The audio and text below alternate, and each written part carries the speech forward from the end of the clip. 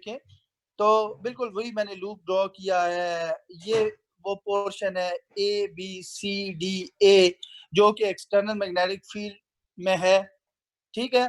Ji A B segment के centre में है ओरिजिन, और राइट पॉजिटिव एक्स डायरेक्शन, इधर positive y direction, and G is out of this white board जो आपने दिस व्हाइट पेपर जो आप देख रहे हैं कि डॉट और सर्कल से मैंने शो किया, ठीक है। This will positive of this white paper where B external is also, you can see that out of this white paper, मैंने यहाँ डॉट और सर्कल से शो किया हुआ है, ठीक है। और ये रेजिस्टेंस है, आप एक्स डायरेक्शन में मूव करवा रहे हैं, पुल कर रहे हैं, ये काउंटर क्लॉकवाइज डायरेक्शन में करंट फ्लो कर रही है। बात समझ आ रही है? उसी लूप को मैंने इस तरीके से ड्रॉ किया है। अच्छा, और पीछे हम कह चुके हैं बेटा कि F M, small F M vector, मैंने यहाँ पे जानबूझ के एक प्लस साइन लिख दिया ताकि बेटा याद रहे कि this is the magnetic force पर यूनिट पॉजिटिव चार्ज। हाँ, मैग्नेटिक फोर्स पर यूनिट पॉजिटिव चार्ज, और वो हमारे पास ये आई है बेटा, आप इस फिगर से देख ही रहे होंगे, वो ये आई है। बात समझ आ रही है? अगर बेटा मैं मैग्नेटिक फोर्स और नेगेटिव चार्ज देखूं, ठीक है, तो okay, magnetic force per unit negative charge, तो बेटा जारी बात है फिर V क्रॉस B और आपके पास ये एक्सप्रेशन आ जाएगी, लेकिन ये माइनस साइन जब राइट पे जाएगा तो ये minus y unit vector plus unit y vector से, प्लस वाई यूनिट वेक्टर से रिप्लेस हो जाएगा।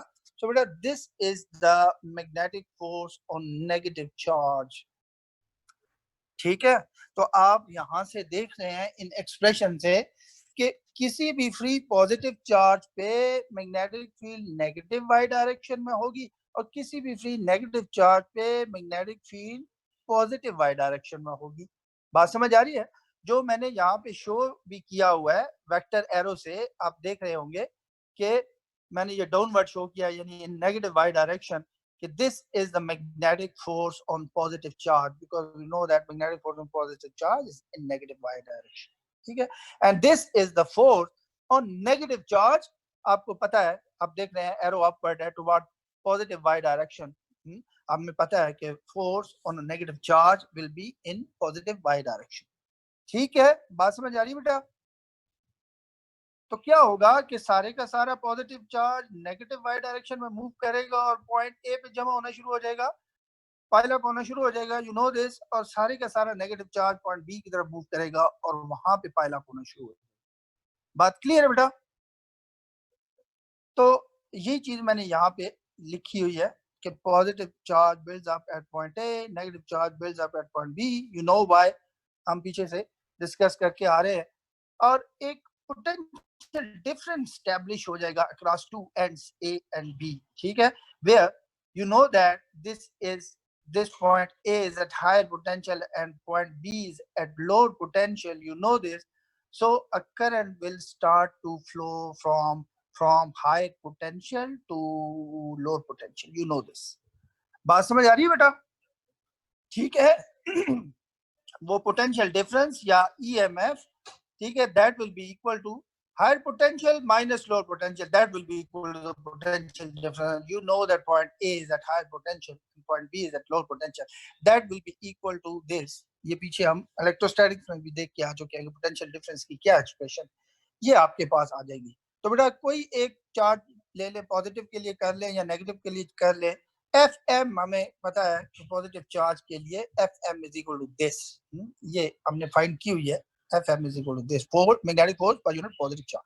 और डी एल क्या है बेसिकली बेटा, बी से ए, बी पॉइंट बी से पॉइंट ए की तरफ मूव करें तो जो पाथ हम फॉलो करेंगे उसको अगर स्मॉल लेंथ एलिमेंट में डिवाइड करें तो D L is one of those length element.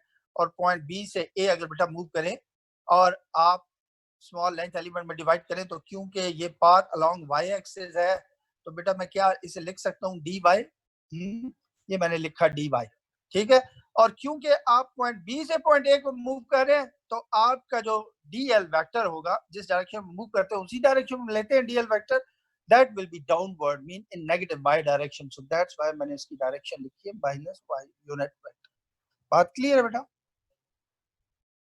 So fm dot dl will be of course FM आपको ये दिया हुआ है, DL आपको ये दिया हुआ है, FM dot DL will be equal to this, where you know that minus y unit vector dot minus y unit vector is 1, so your answer will be V naught B naught dy.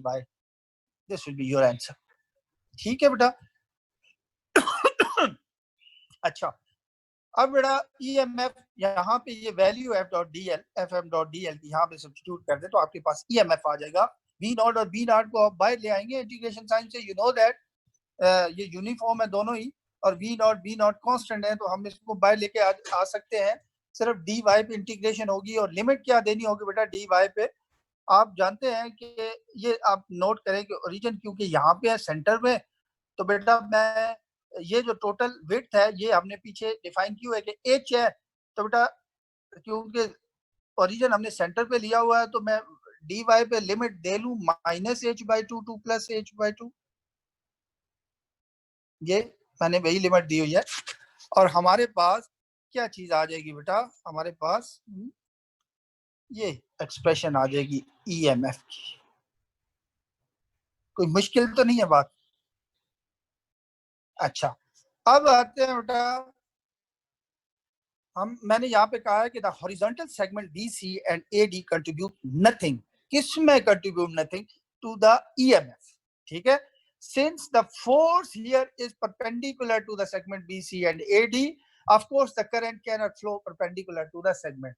Okay, बेटा ये बात समझने के लिए कि ये मैंने क्या लिखा है, क्या है कि आपको पता है कि क्योंकि कंडक्टर के अंदर सारे का सारा फ्री नेगेटिव चार्ज इस तरफ मूव करेगा, फ्री पॉजिटिव चार्ज इस तरफ मूव करेगा. अगर आप यहाँ पे आ जाएं, ये जो परपेंडिकुलर सेगमेंट है, तो बेटा आपको पता है कि चार्ज, नेगेटिव चार्ज इस डायरेक्शन में मूव करने से तो रहा, इसी तरह पॉजिटिव चार्ज जो इस सेगमेंट में है AD पे, जो पॉजिटिव फ्री चार्ज है वो इस डायरेक्शन में मूव करने से तो रहा. क्यों? आपको पता है कि charges are confined to the conducting material, they can not leave the material. बात समझ आ रही है?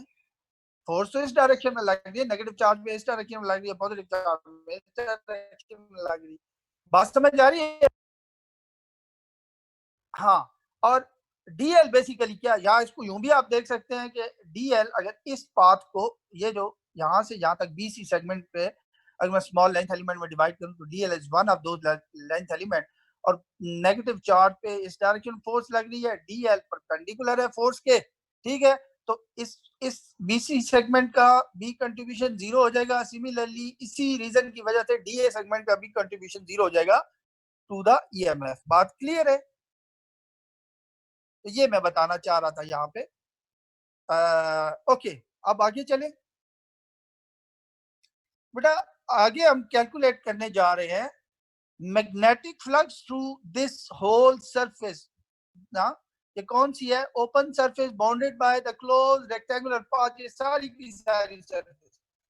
अच्छा बेटा, यहाँ पे समझाने के लिए मैंने कोशिश की है कि ताकि आपको, यानी कि मेरा टीच योर सेल्फ टाइम में लेक्चर क्योंकि लिख रहा था, तो मेरा ख्याल था कि मैं इस तरीके से लिखूं कि आप पढ़ के ही समझ जाएं. ये जो मैंने सरफेस को ब्लू किया हुआ है ना, आपको पता है कि ये वो सरफेस है जो जो एक्सपोज है to the external magnetic field. ये इतनी सरफेस एक्सटर्नल मैग्नेटिक फील्ड के अंदर है. बात समझ आ रही है? और ये जो पिंक सरफेस है, ये surface, this is not expose to the external magnetic field. ये एक्सटर्नल मैग्नेटिक फील्ड से बाहर है. बात समझ आ रही है? हाँ. तो बेटा जबकि ये जो मैं फ्लक्स कैलकुलेट करने जा रहा हूँ, मैग्नेटिक फ्लक्स, ये सारी सरफेस में से कैलकुलेट करने जा रहा हूँ. हाँ, एस यहाँ पे मैंने लिखा है. एस का मतलब है बेटा blue surface plus pink surface दोनों ही. यानी कि total open surface bounded by the rectangular current path, flux क्या होगा. बात क्लियर है बेटा? अच्छा बेटा, इस ओपन सरफेस को मैं दो ओपन सरफेसेस से रिप्लेस कर सकता हूं. मैं कहता हूं बी एक्सटर्नल और डी ए S1. ठीक है, वेयर S1 बेटा मैंने यहाँ डिफाइन कर दिया है, ब्रैकेट में मैंने लिख भी दिया है कि ब्लू वाली. ठीक है ना? S1, the surface exposed to the external magnetic field. You know that only the blue surface is exposed to external magnetic.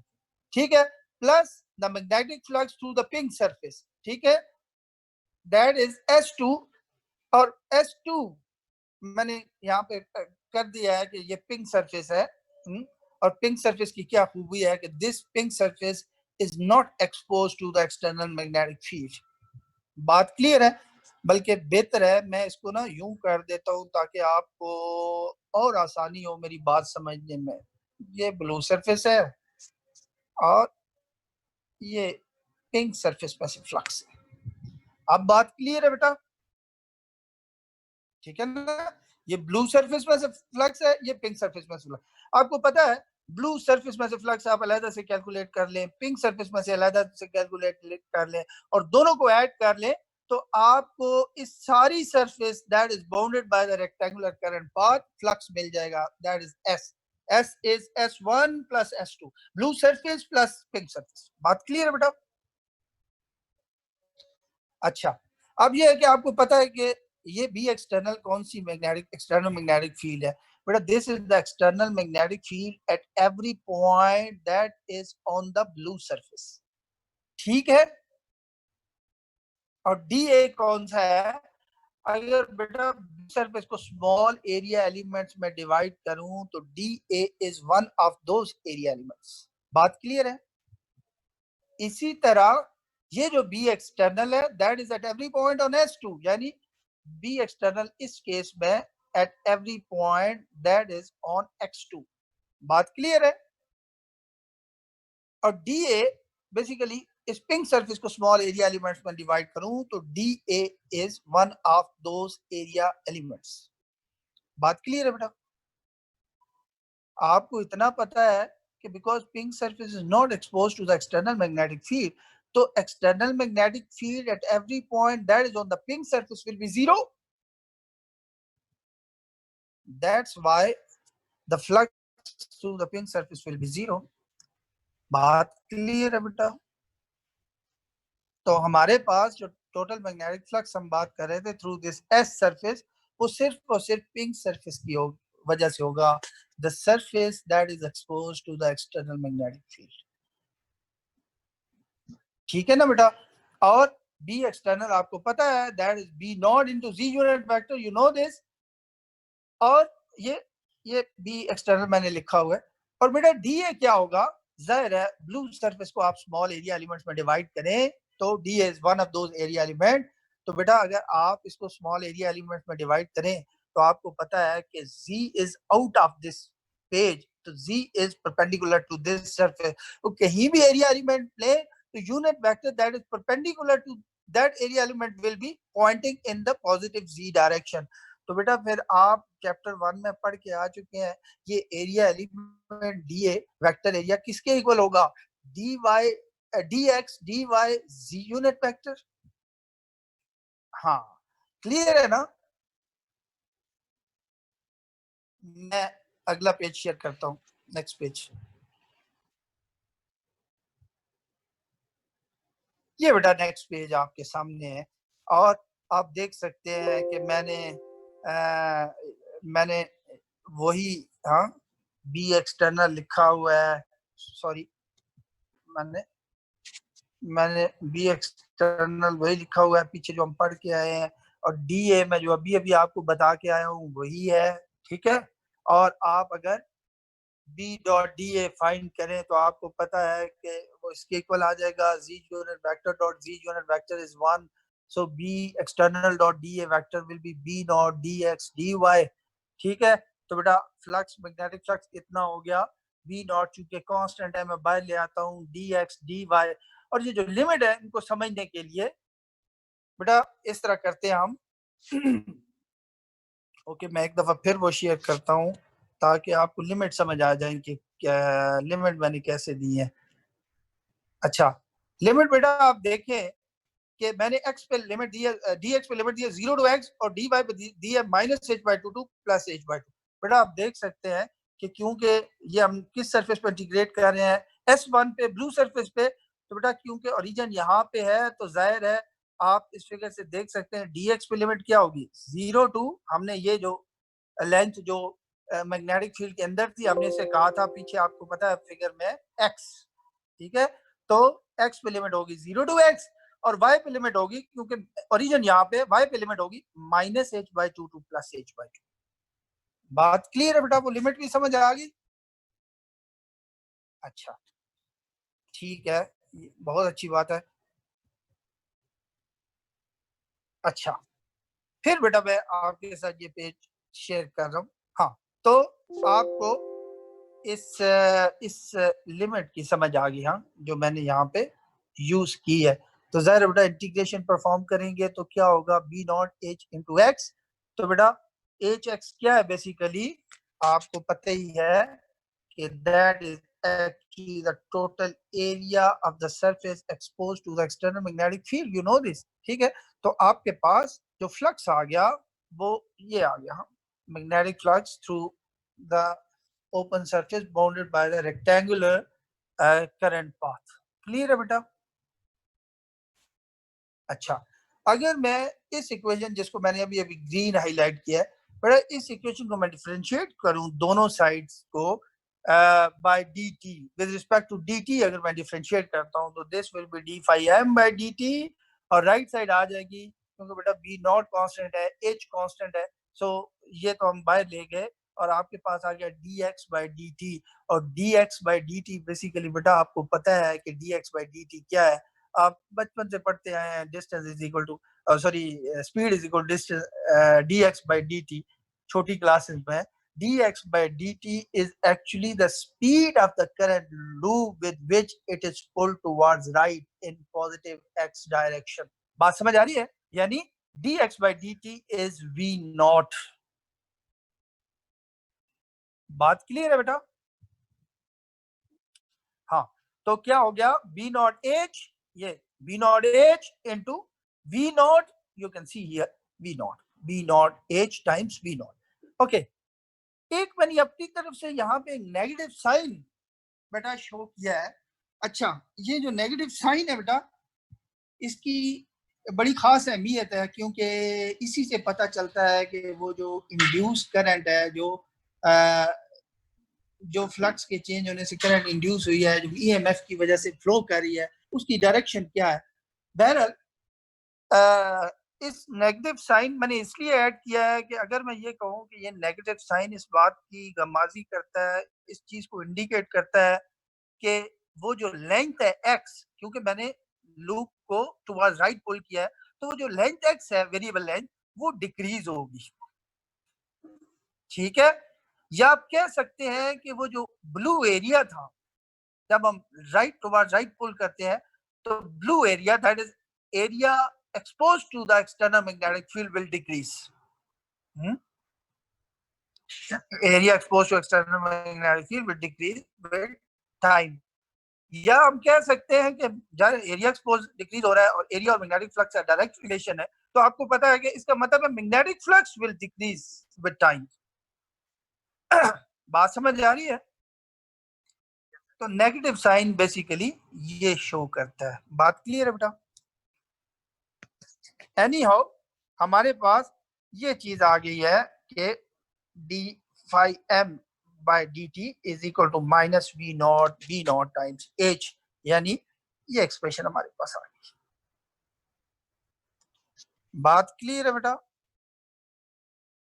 और पीछे हम ये बात प्रूव करके आ चुके हैं, आप जानते हैं बेटा कि ये हम पीछे ईएमएफ कैलकुलेट करके आ चुके हैं, हमारे पास ये आई थी। ठीक है, अगर हम इन दोनों इक्वेशन को कंपेयर करें तो बेटा क्या मैं कह सकता हूं कि EMF is equal to this minus time rate of change of magnetic flux. बात क्लियर है बेटा? तो करंट के फ्लो करने के लिए कोई ईएमएफ सोर्स जो चाहिए था, सर्किट में नहीं था, तो वो हमें कहां से मिल गया, चेंजिंग मैग्नेटिक फ्लक्स। वो मैग्नेटिक फील्ड रिस्पॉन्सिबल हुई फॉर द फ्लक्स। ओके, तो बेटा आप देख सकते हैं कि जो एक मिनट बेटा, इस तरह है कि मुझे लगता है कि अभी हमारी मीटिंग ही ना एंड हो जाए, तो बेटा मैं पहले इस तरह करता हूं कि आपको नया लिंक भेज देता हूँ। ठीक है, फिर इस चीज को एक्सप्लेन करेंगे। क्योंकि ये ना इसके एक्सप्लेनेशन के दौरान ही मीटिंग एंड हो जाए। बेटा आप मेरे साथ ही रहिएगा, मैं आपको लिंक भेज दूँ।